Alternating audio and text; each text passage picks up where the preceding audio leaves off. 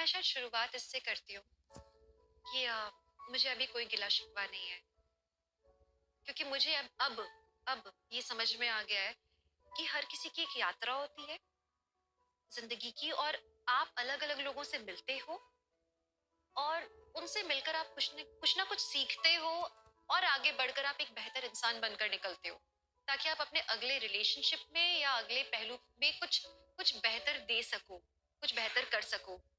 तो ये शायद हम लोगों की जिंदगी का एक पड़ाव था, जो हमने पार किया।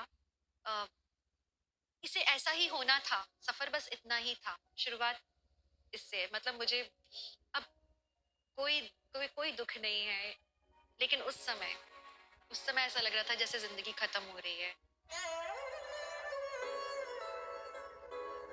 मैंने सब ट्राई किया। मैंने मैं पता है किस हद तक गई थी? किस हद तक गई थी? बताइए।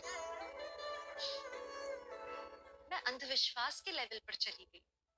मैं इस लेवल पर चली गई कि मैं अजीबोगरीब लोगों से मिलने लगी।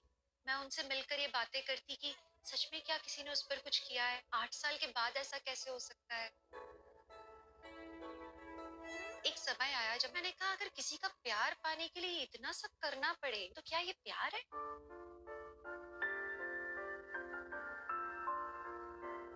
उससे अच्छा आप अकेले रहो।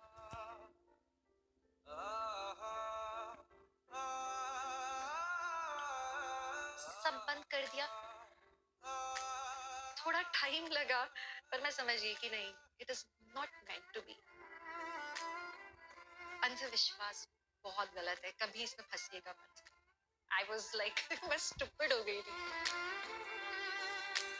क्या कहूँ मैं, हम लोग अपनी जिंदगी से ही सीखते हैं।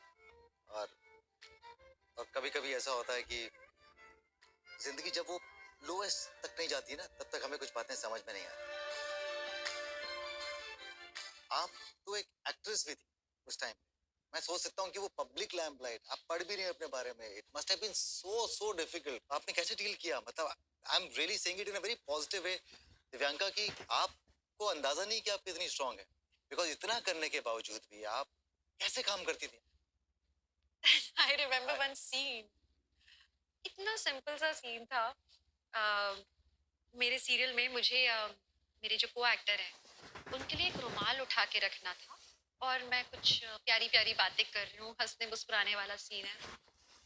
एंड मैंने वो रुमाल रखा और मेरा रोना छूट रहा है, और मैं रो नहीं सकती क्योंकि सब लोग मुझे देखेंगे, फिर सोचेंगे कि क्या हो रहा है ये। मैं रो नहीं सकती।